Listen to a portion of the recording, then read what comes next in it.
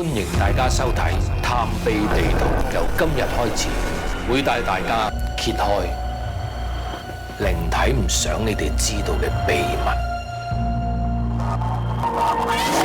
何太你好，我哋係阿蓮咧儒學班嘅同學。阿蓮話要修煉功力，參透通天靈鑑嘅奧秘，7日之前閉咗關㗎啦。閉關？佢喺邊度閉關啊32嘅道堂。啊，佢話喺今日正午陽氣最盛嘅時候，佢出關㗎啦。阿蓮要出關啊！你 call 齊大家出嚟上飛鵝山啦！蓮哥啊！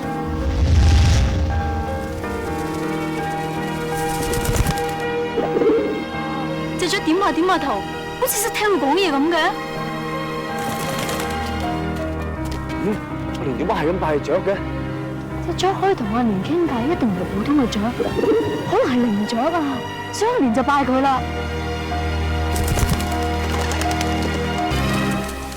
蓮哥，點解你係咁拜隻雀，又同佢哋傾偈嘅？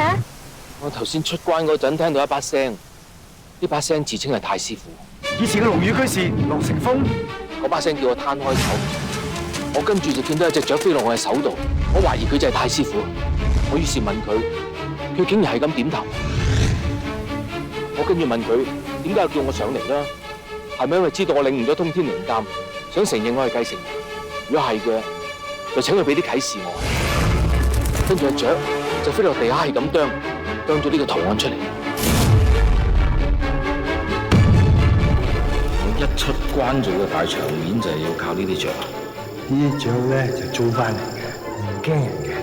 到時咧你咁樣就撒啲雀粟喺上邊，啲雀咪飛晒落嚟啦，就會咁。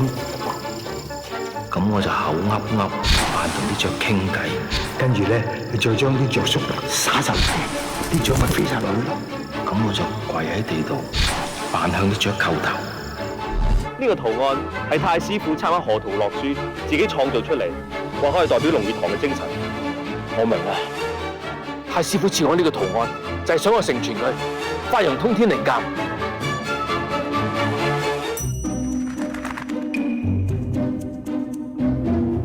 好似真係龍成風化身為靈鳥，而家所有人都覺得你已經去到第二個境界。呢個世界淨係靠實力就唔得，點都要氹氹。係條片擺咗上 YouTube，係好多人睇，好多人瀏覽，好多人俾 like。但係啲留言啊，有話你兩個造假，話你係神棍喎。哎呀，話知個神仙定神棍咧？有人講好過冇人講。